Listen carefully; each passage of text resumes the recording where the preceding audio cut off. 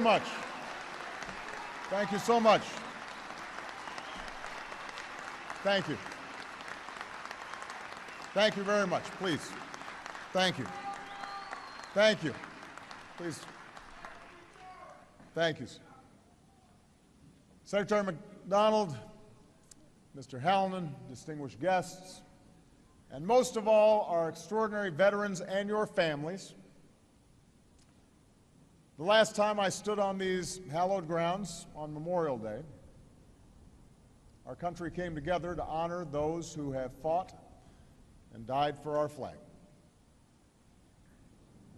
A few days before, our nation observed Armed Forces Day, honoring all who are serving under that flag at this moment. And today, on Veterans Day, we honor those who honored our country with its highest form of service. You who once wore the uniform of our Army, Navy, Air Force, Marines, or Coast Guard. We owe you our thanks. We owe you our respect, and we owe you our freedom. We come together to express our profound gratitude for the sacrifices and contributions you and your family made on the battlefield, at home, and at outposts around the world. But America's gratitude to our veterans is something always grounded in something greater than what you did on duty. It's also an appreciation of the example that you continue to set after your service has ended. Your example as citizens. Veterans Day often follows a hard-fought political campaign, an exercise in the free speech and self-government that you fought for. It often lays bare disagreements across our nation. But the American instinct has never been to find isolation in opposite corners. It is to find strength in our common creed, to forge unity from our great diversity, to sustain that strength and unity even when it is hard. And when the election is over, as we search for ways to come together, to reconnect with one another and with the principles that are more enduring than transitory politics. Some of our best examples are the men and women we salute on Veterans Day.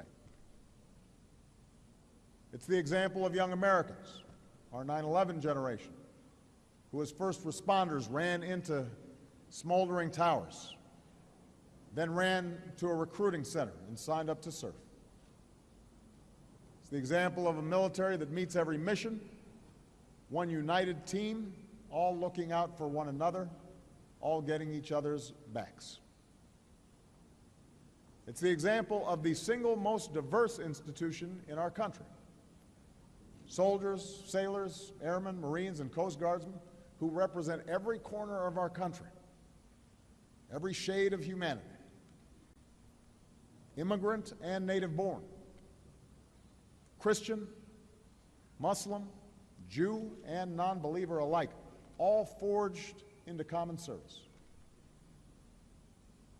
It's the example of our veterans, patriots, who when they take off their fatigues, put back on the camouflage of everyday life in America and become our business partners and bosses, our teachers and our coaches, our first responders, city council members, community leaders, role models, all still serving this country we love with the same sense of duty and with valor.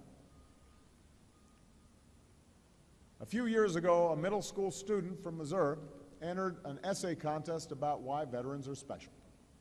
And this is what he wrote.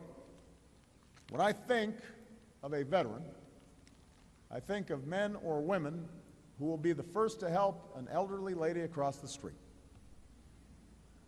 I also think of someone who will defend everyone, regardless of their race, age, gender, hair color, or other discriminations. After 8 years in office, I particularly appreciate that he included hair color. But that middle schooler is right. Our veterans are still the first to help, still the first to serve. They are women, like the retired military policewoman from Buffalo who founded an AMVETS post in her community and is now building a safe place for homeless female veterans with children.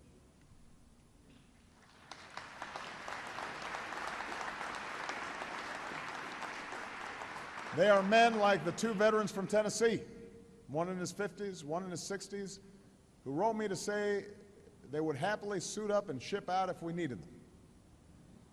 We might be just a little old, they wrote, but we will be proud to go and do what we were taught to do.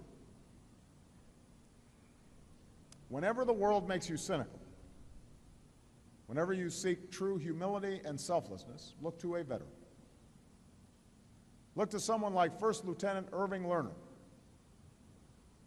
Irving was born in Chicago to Russian Jewish immigrants during World War I.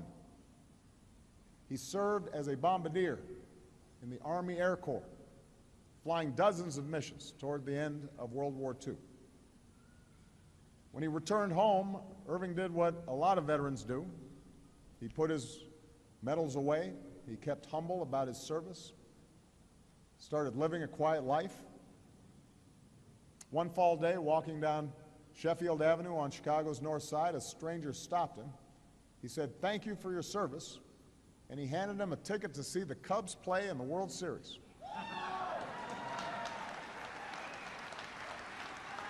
Now, it's a good thing Irving took that ticket, because it would be a while until his next chance.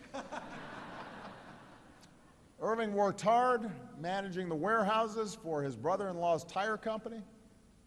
He got married to a sergeant in the Women's Air Corps, no less. He raised 4 children, the oldest of whom, Susan, is celebrating her 71st birthday today. And on a June morning, many years ago, another one of Irving's daughters, Carol, called to check in. Her mother answered, but was in a rush. "We can't talk," she said. "Your father is being honored, and we're late." Carol asked, "Honored for what?" And the answer came, "For his heroism in the skies above Normandy exactly 50 years earlier." You see, Irving's children never knew that their father flew over those French beachheads on D-Day. He never mentioned it. Now when they call to check in, his children always say, "Thank you for saving the world." And Irving, sharp as ever at 100 years young, always replies, "Well, I had a little help."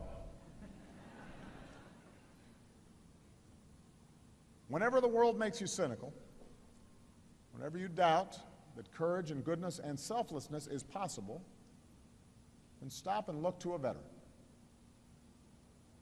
They don't always go around telling stories of their heroism, so it's up to us to ask and to listen, to tell those stories for them, and to live in our own lives the values for which they were prepared to give theirs. It's up to us to make sure they always get the care that they need. As Bob mentioned, when I announced my candidacy for this office almost a decade ago, I recommitted this generation to that work. And we've increased funding for veterans by more than 85%. We've cut veterans' homelessness almost in half. Today, more veterans have access to health care, and fewer are unemployed. We help disabled veterans afford prosthetics. We're delivering more mental health care services to more veterans than ever before, because we know that not all wounds of war are visible. Together, we began this work. Together, we must continue to keep that sacred trust with our veterans and honor their good work with our own, knowing that our mission is never done. It is still a tragedy that 20 veterans a day take their own lives. We have to get them the help they need. We have to keep solving problems like long wait times at the VA. We have to keep cutting the disability claims backlog. We have to resist any effort to outsource and privatize the health care we owe America's veterans.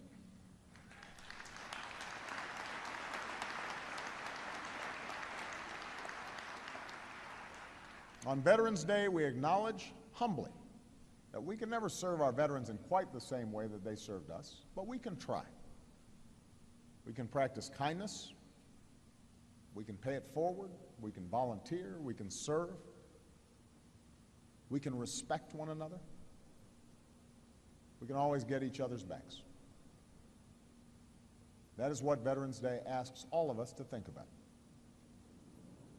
The person you pass as you walk down the street might not be wearing our nation's uniform today, but consider for a moment that a year or a decade or a generation ago, he or she might have been one of our fellow citizens who was willing to lay down their life for strangers like us.